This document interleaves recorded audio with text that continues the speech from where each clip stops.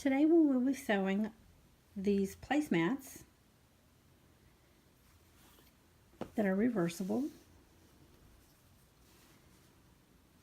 and we will be using this beautiful magnolia print and this print by Margot Krager. And for the batting on the inside,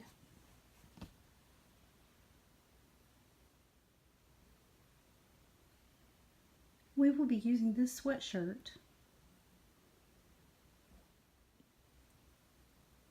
For this project, you will need 2 fabrics if you're making the reversible kind. If not, you can just use 1. You will need something to go in the middle, some type of batting. I'm using an old sweatshirt, binder clips, a dowel rod for turning your corners, or you can use your hands, a pair of scissors, and optional pinking shears for fabrics that fray. Okay, let's get started. First thing you want to do is decide how big you want your placemats. My dinner plates are quite large, so I want my placemats to be 14 by 19. I don't want the regular small or the regular sized placemats. I want something large enough to hold my plate and my glass. So I know the size that I want, and so the next thing you want to do is choose your fabric. I chose these beautiful colors for the front and for the back. And you can, make a placemat that has the same pattern on the front and back. I chose this so that we could use either side of our placemat. Okay? We will be using an old sweatshirt for the batting on the inside.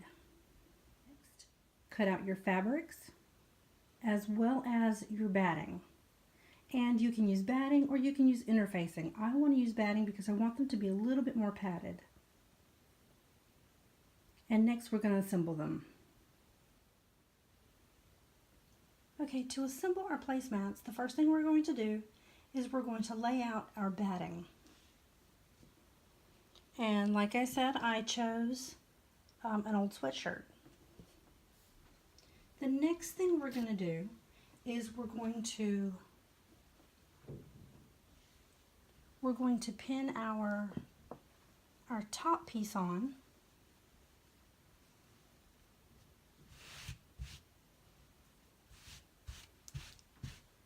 The right side facing up.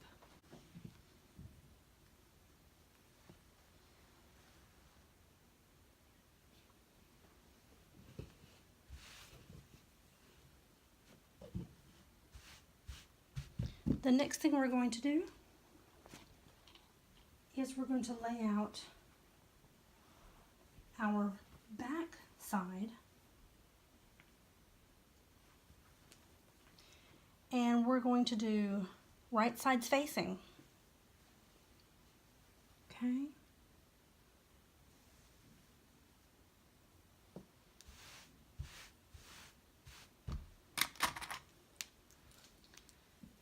And we're going to clip them or pin them in place. Now you can do this for all 4 of your placemats at once and then sew them all up, or you can do them one at a time. And when you sew around, you're going to sew all the way around your placemat, but you're going to leave an opening big enough for your hand. And that way you can turn it inside out and you can use your hand to do your corners. So choose your side.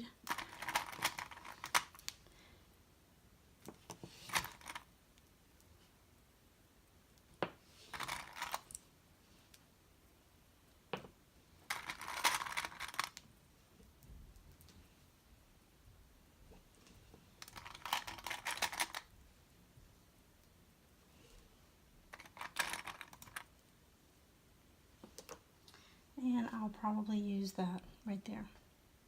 Okay? All right. Pin all of your placemats or do them one at a time. I'm going to do all of mine now and then I'll meet you at my sewing machine. Okay. What I like to do before I get started is to make sure that I have a full bobbin of thread.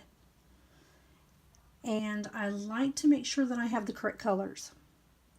I have chosen to stitch only on top of the brown fabric, not the magnolia fabric. So what I've done is, since the magnolia fabric will be on the bottom, I have my off-white color in the bobbin, and I have my brown thread on top. This way, as I'm sewing, the brown color will show on top of the brown fabric, and the off-white will show through on the bottom over the off-white magnolias. This way the thread blends in a little better, and I don't have brown thread on my pretty white magnolias. Okay? All right, let's go ahead and get started. Since I'm stitching over 3 layers of fabric and one is some pretty thick batting, I've decided to increase my stitch size to almost 3.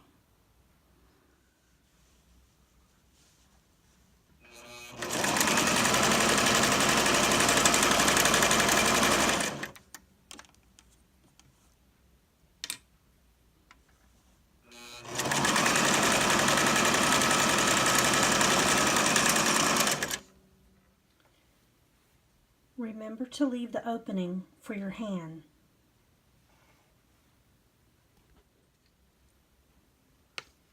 To cut down on some of the bulk when we turn our placemat, trim away some of the bulk on the corners.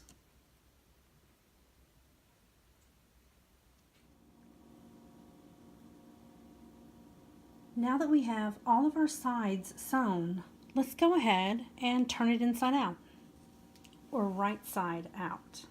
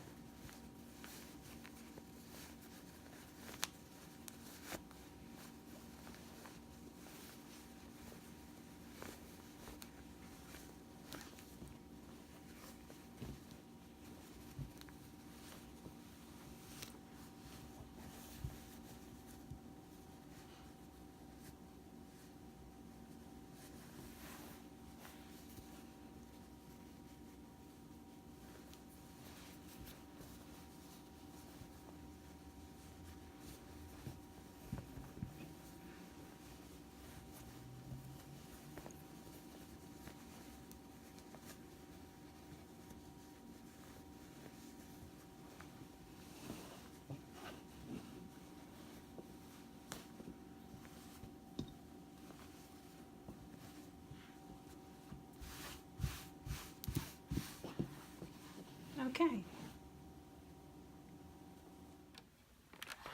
After turning, ironing is important.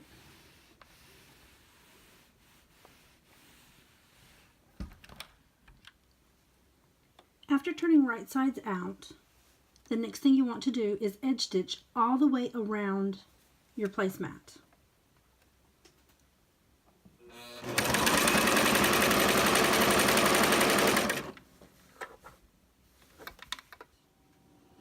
Okay, now what I did is I did a top stitch or an edge stitch all the way around, and then I went in 2 inches and went all the way around, and then I went in another 2 inches and went all the way around. The last thing I did was I put a cross in the middle of my placemat. I went from one end to the other lengthwise and height-wise. And the way I came up with those is I just folded it over and I marked where the middle was. And I used invisible ink, an invisible ink marker. That is an option to use. And it worked really well. And so as you can see on the back, we have the brown thread that blends in really well. And on the top, we have this off-white. It's like a gray color, and it blends in really well with the magnolias. I love it.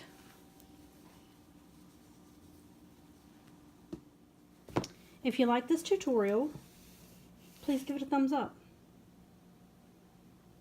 Thank you for watching.